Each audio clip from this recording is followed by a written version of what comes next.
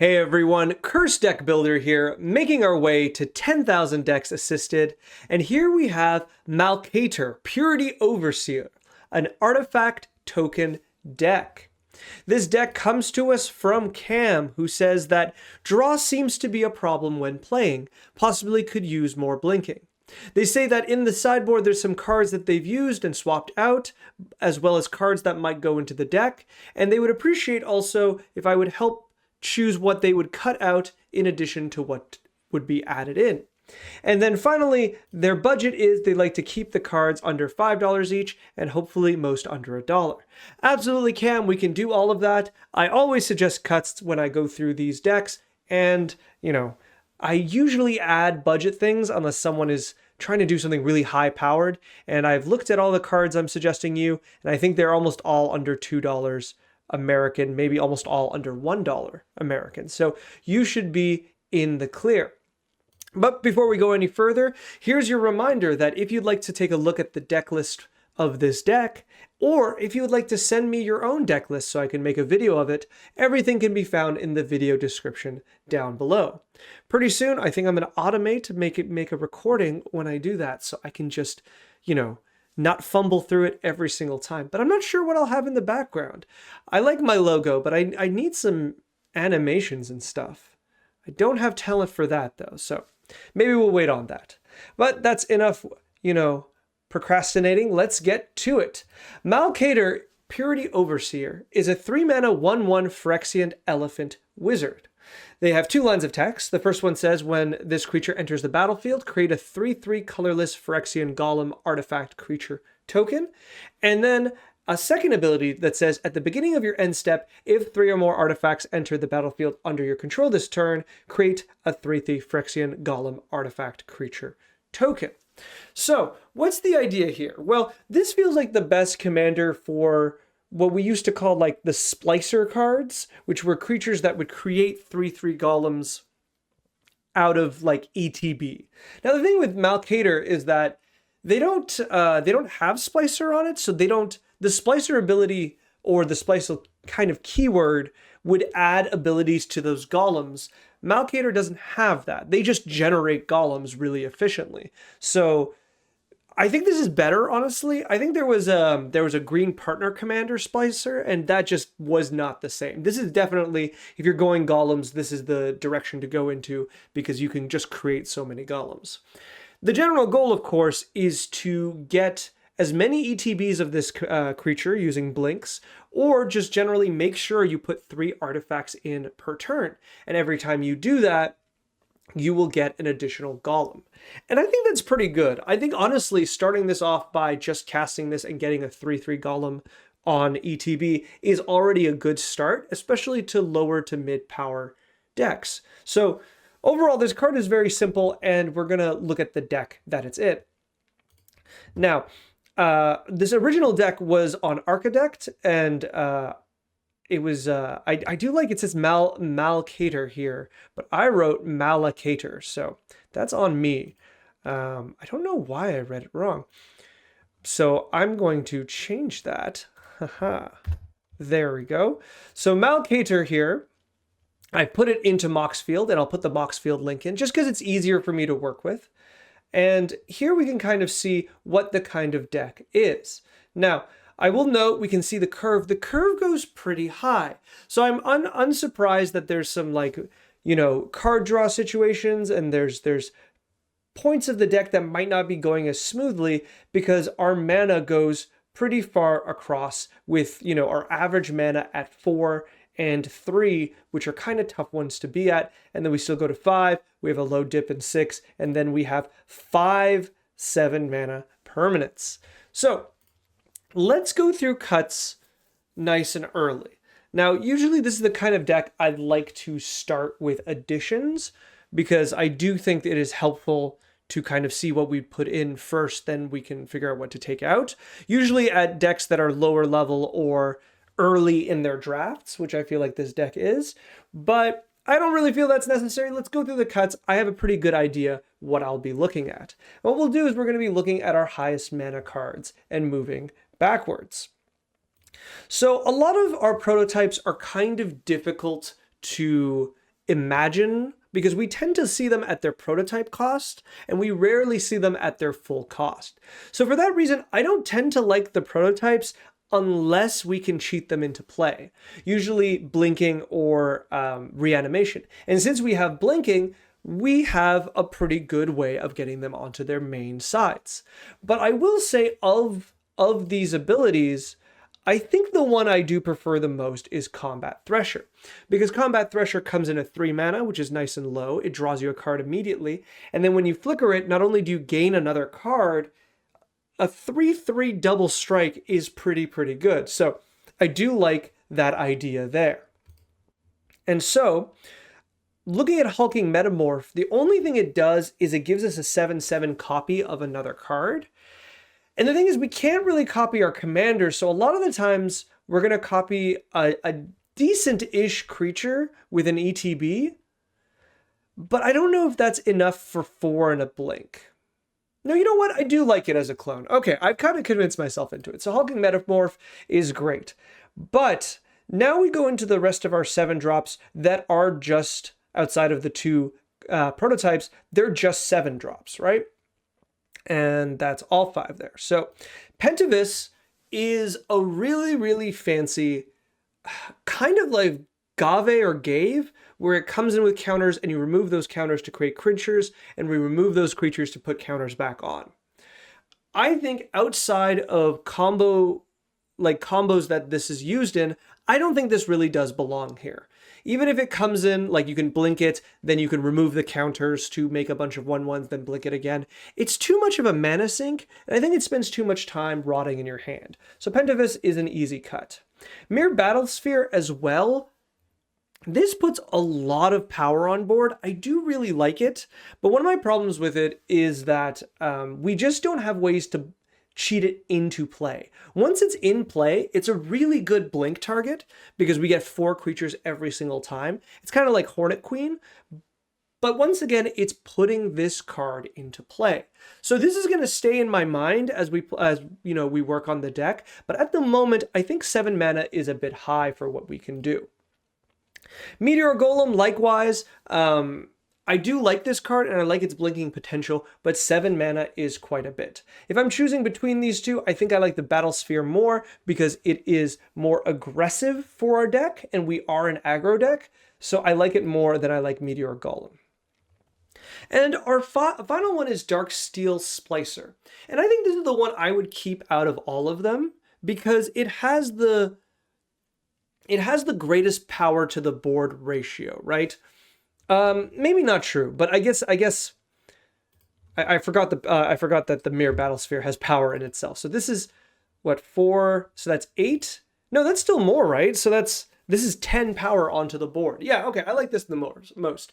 So Darksteel Splicer will put 3 golems in as long as all of your opponents are in play, and then all your golems have indestructible. This is the Splicer thing I was talking about before. And I really do like that it's like the Darksteel, Blightsteel Colossus style behind them. I think that's really neat.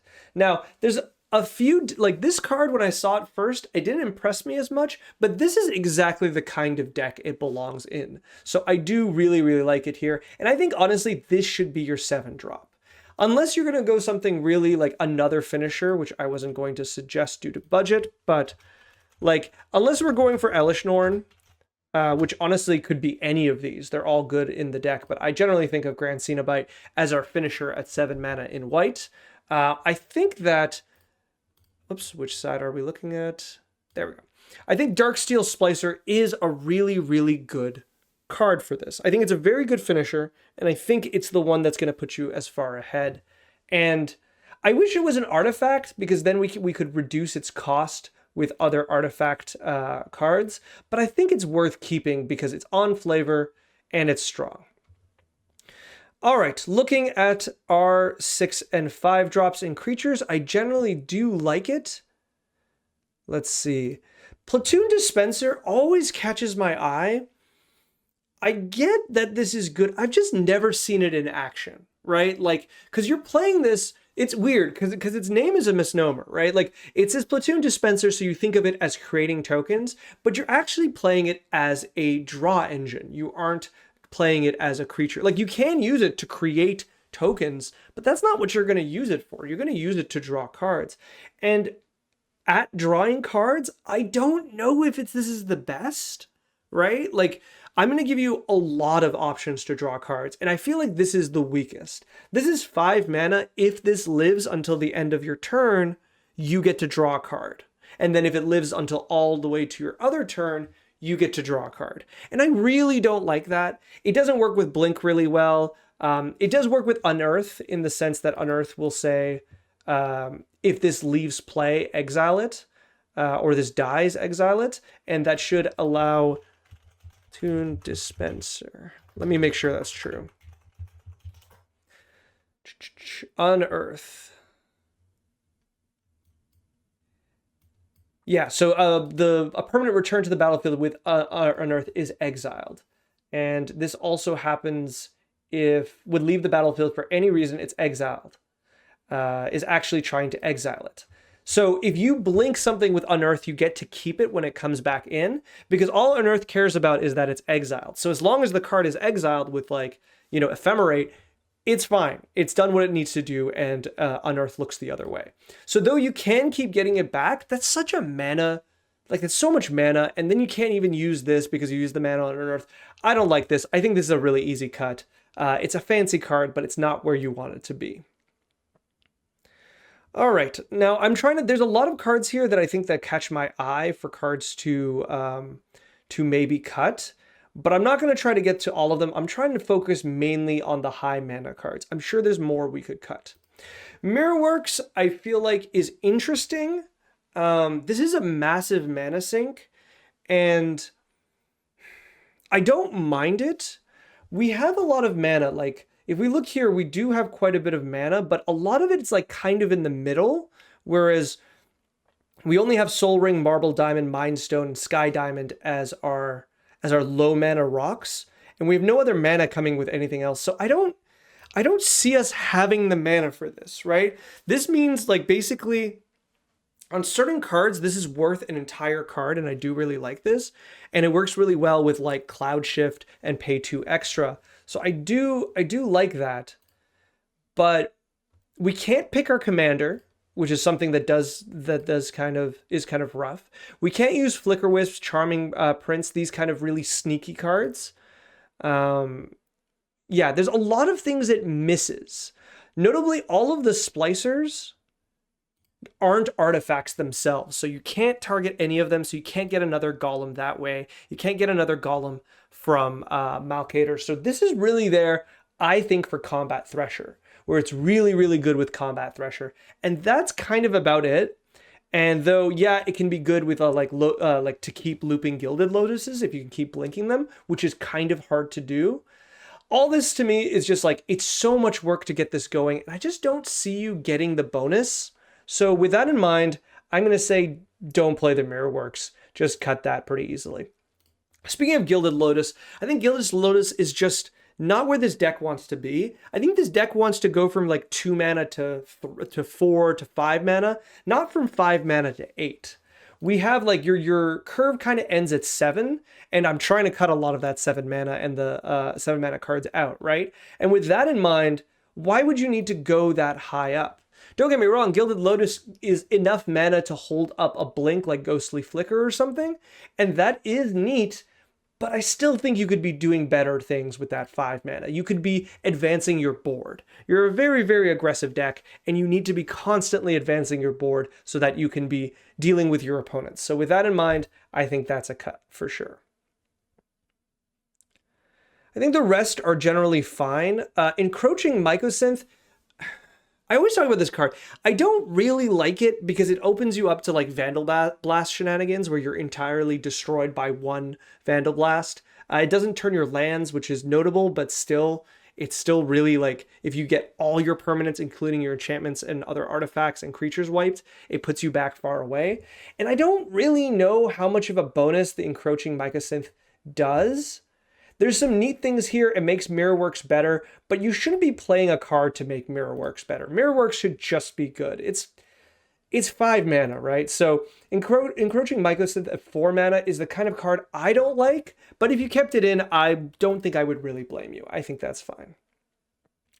Darksteel Ignite should be Felwar Stone, and likewise, Sky Diamond and Marble Diamond should be, let's see, Azorius Signet, and which one is the Talisman?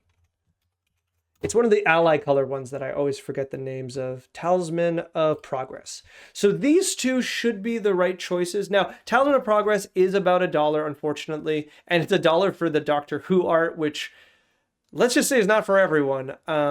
But about $2 off of Commander Masters, and I really do like this art. So if you can grab that, that would be good. But first, Azorius Signet, always cheap. And Felwar Stone should also be very cheap. So those are the rocks I would start with because they're 2 mana, and you want to be going up from 2 mana, not from like 3 mana or 4 mana or higher. With one exception being, over here I see on your side is Worn Power Stone. I do like Worn Power Stone. Going from 3 to 5 on your next turn and to 6 with an additional land drop is really good. And Worn Power Stone is really worth its power level, I would say. If anyone ever tells you that like Soul Ring isn't good, consider the fact that I like Worn Power Stone at 3 mana coming in tapped. That's how good Soul Ring is. So with that in mind, I would put this back in over some of your other rocks. And let's see, Plated Onslaught. Plated Onslaught feels kind of cute. I do appreciate that you can cast it for 2. I still don't like it though, because you want this kind of ability permanently. Like, compare this to Tempered Steel. Now, Plated Onslaught affects all your creatures, not just your artifact creatures. That's noteworthy. And it is a surprise. Your opponents don't know it's on board, and it might change their blocks and stuff. But even then, Tempered Steel is 1 mana more, assuming you have the right amount of affinity, and it's permanent. Your artifact creatures permanently get +2/+2. So when you compare these two cards like that, I think it's really evident how weak Plated Onslaught is. And for that reason, it's, I think, a very easy cut. I think I'm going to have a better version of this, but I don't think this is too much of a problem. This is pretty good. I wouldn't mind some more instant cards that you can hold up when you have flickers out. And I think I'm going to suggest a few here and there. And I think the rest of the deck is generally good. Again, I'm not going to go through everything too much. This is the first draft of a deck that I can kind of feel is kind of on getting its feet steady. My goodness, that's my brain right now.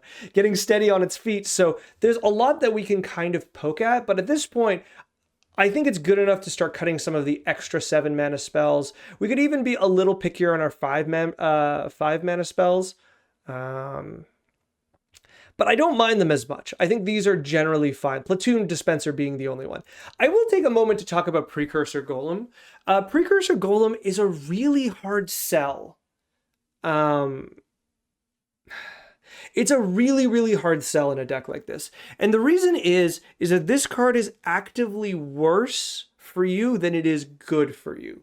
What I mean by that is that it turns every single one of your opponent's like removal spells into a board wipe.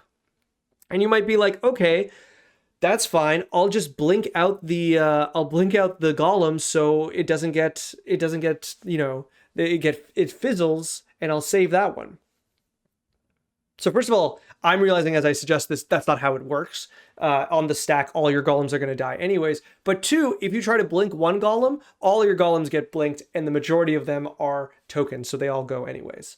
So I guess in every single way, this card I think is not good for your deck. It feels thematic, but it gives you a weakness, if that makes sense. And you don't want this weakness. This is a huge weakness. You play this, I look at the lightning bolt in my hand and I go, perfect. An uncounterable board wipe at any time that I have 1 red mana. How phenomenal. So with that in mind, I would cut Precursor Golem for sure. All right, looking at your set, I will note that I did see Shimmermere. Shimmermere should absolutely be in here, and Yorion could absolutely be in here as well.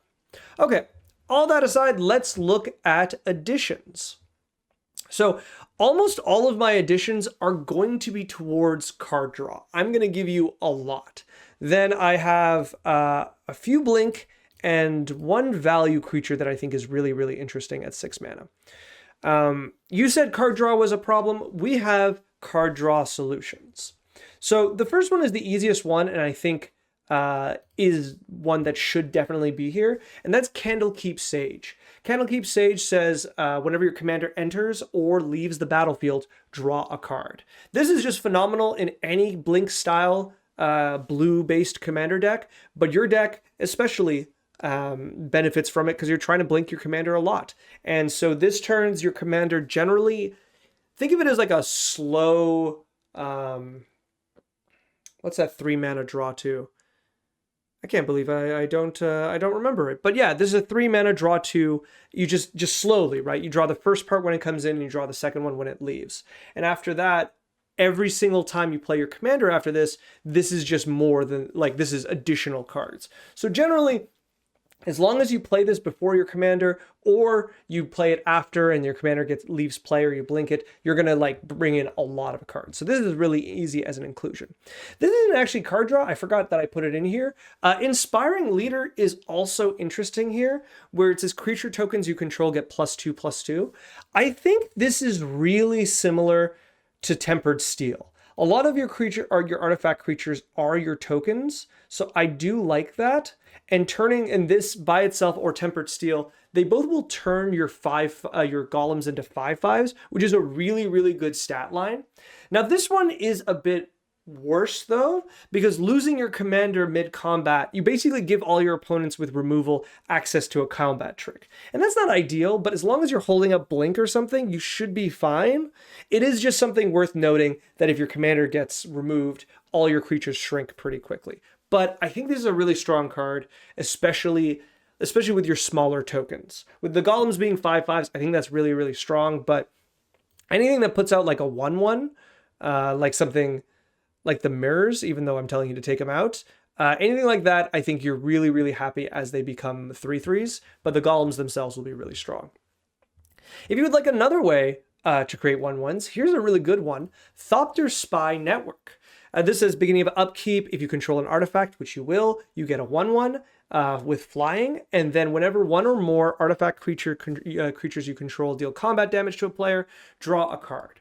Now this one's different than a lot of the other kind of reconnaissance style cards where you are drawing per player you hit, not per creature that hits. But the fact that it also generates creature tokens, I really, really like. Now, what's really nice about that is that they have flying, so it comes with the evasion. But as I mentioned before, like you have a lot of ways to boost the strength of your artifact creatures. Your artifact tokens, I should even say. And these ones are interesting because evasion is something you struggle giving them, and these come with evasions. So 5/5 golems on the ground and 3/3 thopters in the air is a really good army to be building because it allows you to attack in a lot of different directions with a lot of freedom, with, of course, once again, the idea that as soon as you hit someone with an artifact, this card is paid for itself. And then every subsequent hit to a player, you can draw up to 3 a turn cycle, which I really like. A card that has multiple, the same kind of thing in multiple types, an enchantment artifact, is Bident of Thassa. Now, this one is really, really good because it's per creature. This is the traditional reconnaissance effect, and you get to, with an army of golems or thopters or anything, you're going to do really, really well, get those attacks in, and draw a bunch of cards. Now, the Bident's activated ability of forcing someone to attack with all of their creatures that can attack is also something I think is really underappreciated, especially at lower power tables.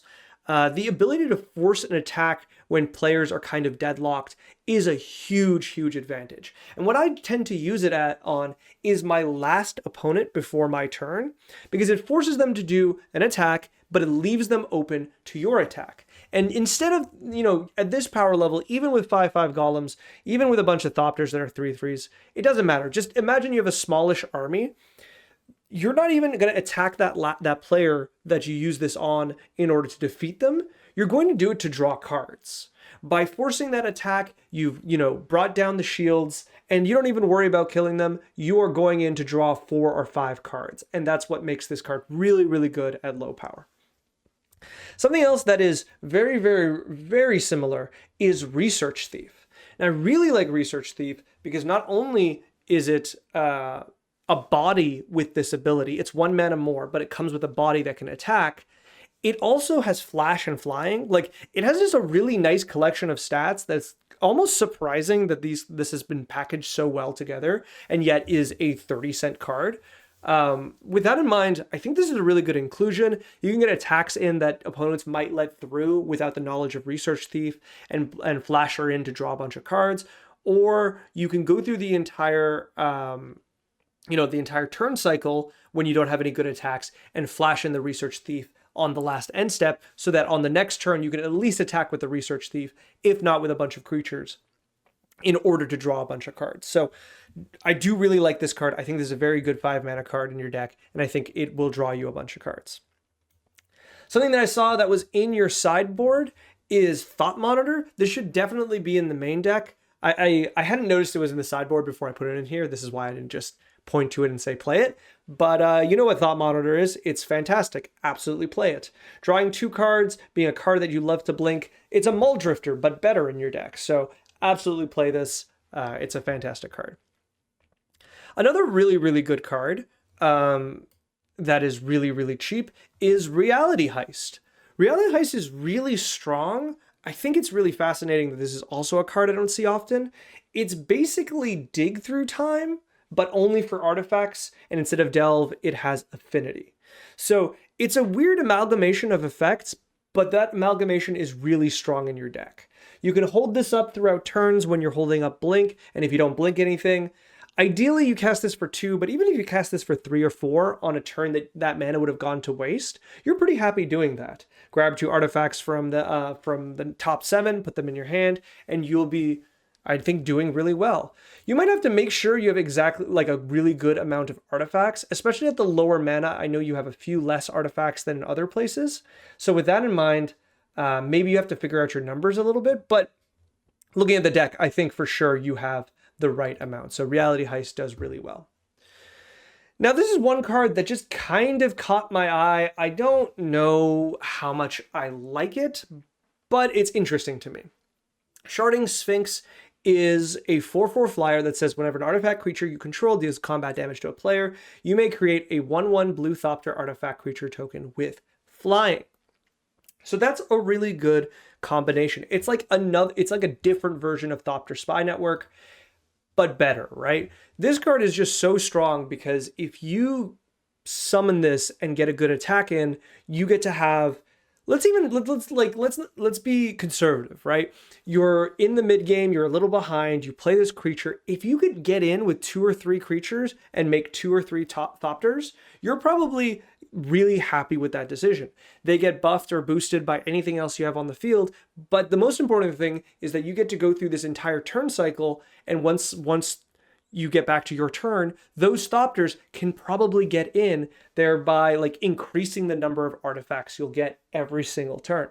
Namely, the Sphinx herself will also be able to swing, and she should be able to get in, but it's really, really impressive. I think this is the kind of card that will spin out of control very quickly. However, and this is the big note, is this better than Mirror Battlesphere? And that's the thing I'm kind of having a hard time with, because I think Mirror Battlesphere has an easier time generating creatures, but the ceiling on Sharding Sphinx is much, much higher, because you immediately get the effect by attacking, you get a bunch of tokens, and those tokens turn after turn will just grow. They're better tokens, they fly. I think that's really, really good. You just can't blink her. So I'm going to leave this up to you. This is one I'm not really sure of, but it has piqued my interest. After this, I've got just a few blink cards that I thought you could be using. Displace is, I'm pretty sure, an exact copy of Ghostly Flicker. No, sorry, Ghostly Flicker hits other things, but Displace only hits creatures. I don't see that being too much of a problem. I think you still play this. it's still really, really strong for this card to hit 2 different targets. And I think it'll still be worth it to be able to grab your commander and like another splicer, blink them both, and get 2 golems out of it is really good. And I think you'll be happy with that. And this is really easy to hold up as a defensive spell throughout, on your opponent's turns. Another card that's usually a defensive spell, but really, really good is Eerie Interlude. This is generally used to stop board clears, but is also just kind of fine to blink your board or portions of your board. What's important about Eerie Interlude that some cards don't have is it lets you choose. Certain cards just blink your entire board. I think Ghostway was like that, but I could be wrong.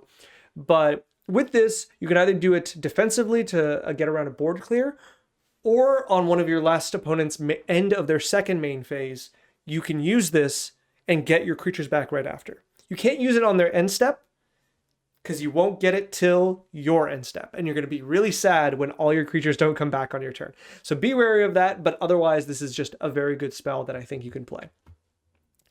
And I've saved the best blink for last, but also the most difficult to work, and that is Eldrazi Displacer.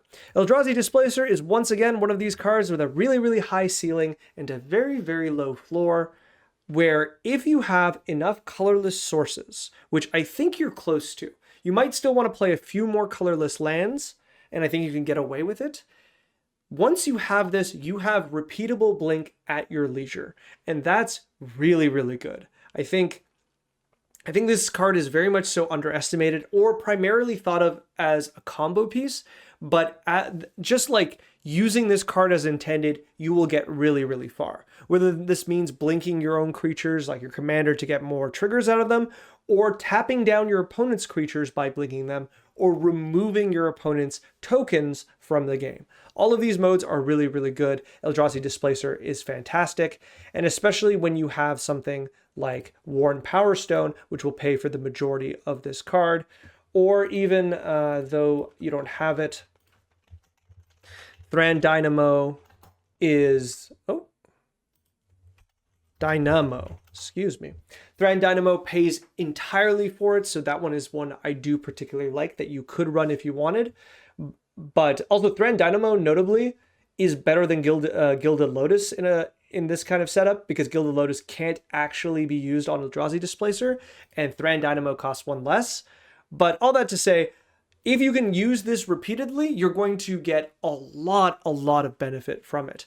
And a creature like this also being a 3/3, that's kind of rare. You don't often see this. Like a lot of like blink enablers are like 1/1s. And so for this creature to have a body and to be able to attack profitably often is really, really nice. So overall, I think this is one of my favorite Eldrazi, honestly. I used to play Eldrazi and Taxes, so this was always really close to my heart. But with that in mind, I think this is a very, very easy inclusion. All right. And I think that's all I'm going to say about this. I think this deck is kind of like early in its creation, with the mana being a little all over the place, but I do like where it's going, and I think you're going to have a lot of fun with it as we lower the mana curve. We're increasing the card draw by quite a bit, so you'll be able to see more and more of your deck, and you're going to be able to, the more of your deck you'll see, the more you'll find out which parts you like, and we can bend the deck in toward that direction. Right now, mainly because of how Malcator works, let's go to this one. How Malcator works is we can either go into Blink, or we can kind of go into Artifacts, or we can go into Golems. There's some directions to go into. So oftentimes decks will kind of play a blend of each. But when we do that, we're kind of weakening the main game plan. So I would suggest that take these cards in mind, take these suggestions, play with them a bit, see how you feel with the extra card draw. And then if you find yourself like enjoying a direction of the deck, we can find a way to go more into that direction. Like, for example, if combat isn't doing it for you, we can go more into the blink side of it and less on the, aggressive token side of it.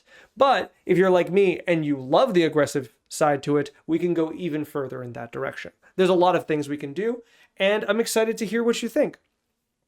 Thank you so much, Cam, for sending your deck. And if you'd like to send another draft, you can find a link in the video description down below. And if you want that draft to be one of the 2 decks I work on whenever I sit down, bringing it up to the top of the list, there is a link for that too. Maybe I need to word that better.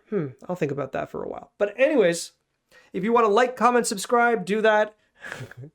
And I would be very, very grateful. But until next time, good luck with the deck and good luck with Malcator.